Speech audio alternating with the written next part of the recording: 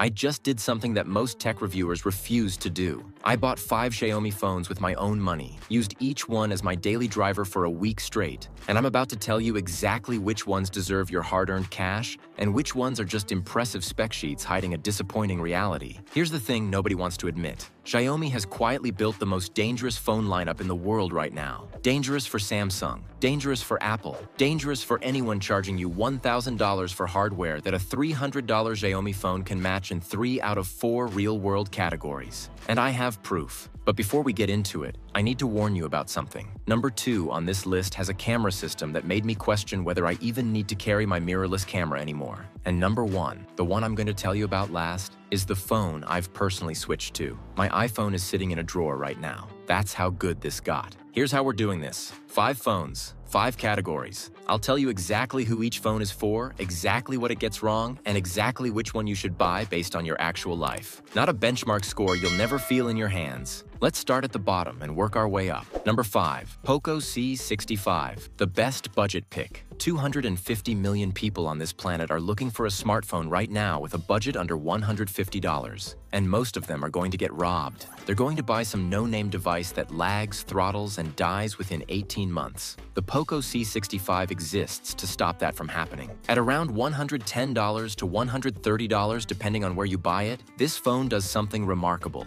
It doesn't feel cheap. The 6.74-inch display runs at 90 Hz, which sounds like a small thing until you've used a 60 Hz phone for a week and then gone back. The difference is immediately, viscerally obvious. Scrolling feels smoother, apps feel more responsive, and the whole experience stops feeling like a budget compromise. The MediaTek Helio G85 processor isn't going to win any speed records. But here's the reality check. For messaging, social media, calls, YouTube, and even light gaming, this chip is completely fine. I ran it for 7 days. Not once did it make me wait. Apps opened, pages loaded, video played. It just worked. The 50-megapixel main camera over-delivers in good light. I took photos at a market, at a restaurant, in a park, and 9 out of 10 shots were genuinely shareable. Don't push it into low light. That's where the budget shows. But in daylight, people are going to ask what phone you're using. Battery is where this thing genuinely punches above its weight. The 5,000 mAh cell gives you comfortably 2 days of normal use. I charged it every other morning. That's a feature that $1,000 iPhones still can't claim. The catch? No NFC, so no contactless payments. The plastic back is exactly what it sounds like. And the MediaTek chip means no 5G. For a lot of people, none of that matters. For some of you, it's a deal breaker.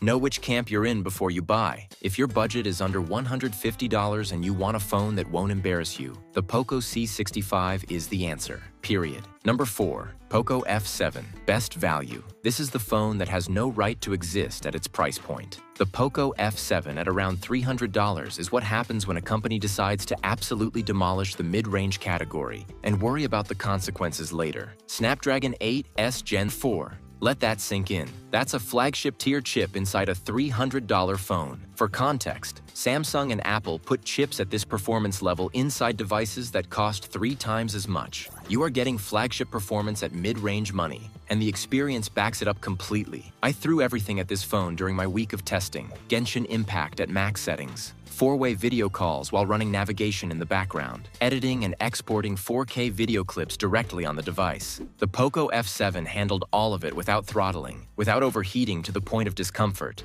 and without a single crash. The 6.67-inch AMOLED display with a 120 Hz refresh rate is genuinely beautiful. Colors are punchy without being oversaturated. Blacks are deep. Watching video on this screen is a legitimate pleasure, not a compromise you're making because of your budget. The 50-megapixel camera system is solid across the board. Main sensor, ultra-wide, telephoto, all 3 produce results that would have been considered flagship quality 2 years ago. And for 90% of what people actually photograph, food, friends, travel, moments, this camera is more than enough. The one honest criticism is that Poco has stripped some software features to keep costs down, and the third-party app ecosystem on MIUI has some bloatware you'll want to clear out in the first 10 minutes. Minor inconvenience. Not a deal breaker. Here's the bottom line. If you want a phone that costs $300 but performs like a $700 device, The Poco F7 is the smartest purchase you can make in mobile right now. Number 3. Poco X7 Pro. Best for gaming. Let me paint you a picture.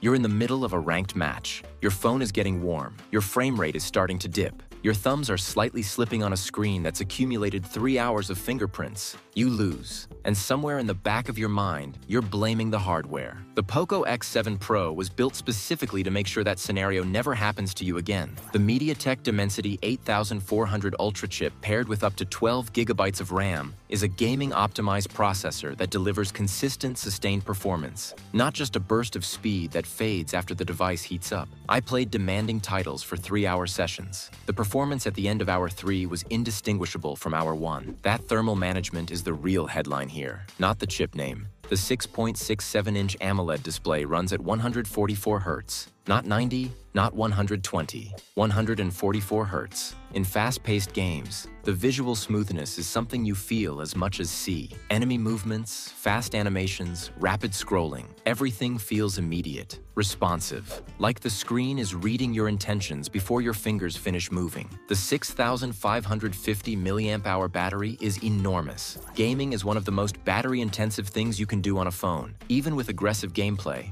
I was finishing long sessions with 40% battery remaining, and the 90-watt fast charging means when you do need to top up, you're back in the game in under 40 minutes. There's also a dedicated gaming mode that disables notifications, blocks calls, and allocates maximum resources to whatever game you're running. It's the kind of feature that sounds basic until you realize how many phones in this price range still don't do it properly. The camera is good, not great. The software has a few rough edges. But if gaming is your priority and your budget is around $350, nothing in this price range comes close to what the Poco X7 Pro delivers. Number 2. Xiaomi 15T Pro. Best camera. I want to tell you something I wasn't expecting to say when I started this comparison. The Xiaomi 15T Pro has the best smartphone camera system I have tested in the last 12 months. Better than phones that cost $400 more. I did not see that coming, and now I can't unsee it. The headline is the Leica-branded 200-megapixel main sensor with a 1-inch optical format. But that number alone doesn't tell the story. What matters is what Leica's computational photography tuning actually does to the output. Colors are accurate in a way that feels almost analog.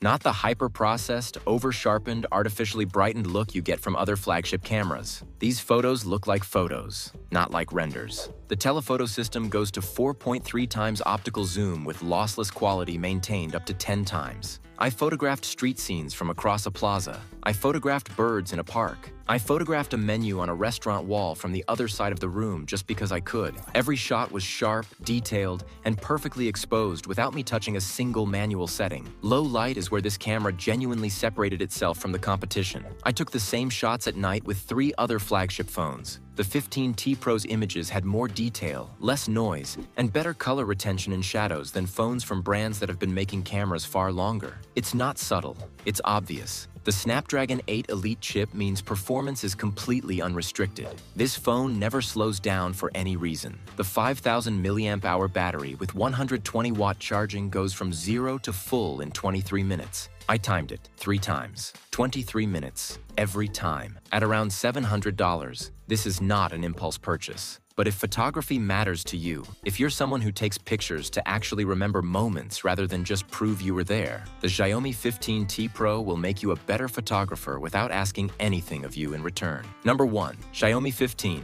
Best overall. Here's what makes a phone the best overall. It's not having the highest specs in every category. It's not winning every benchmark. It's something harder to quantify and more important to actually live with. It's the feeling at the end of each day that your phone never got in your way. The Xiaomi 15 gave me that feeling every single day I used it. The 6.36-inch AMOLED display with a 120 Hz refresh rate is bright enough to use in direct sunlight, 3,200 nits peak, and calibrated beautifully for every content type. It's compact by flagship standards, which means one-handed use is genuinely comfortable. Not a feature you appreciate until you've been stretching your thumb across a 6.9-inch screen for 2 years and wondering why your hand hurts. The Snapdragon 8 Elite chip is the best mobile processor available right now, full stop. Apps open instantly. Multitasking is seamless. There is zero lag anywhere in the experience. This is also the foundation for the phone's AI features. Real-time transcription, smart summarization, live translation during calls. And unlike most AI phone features that feel like demos you try once and forget, these are things I actually used multiple times a day by the end of the testing week. The Leica triple camera system,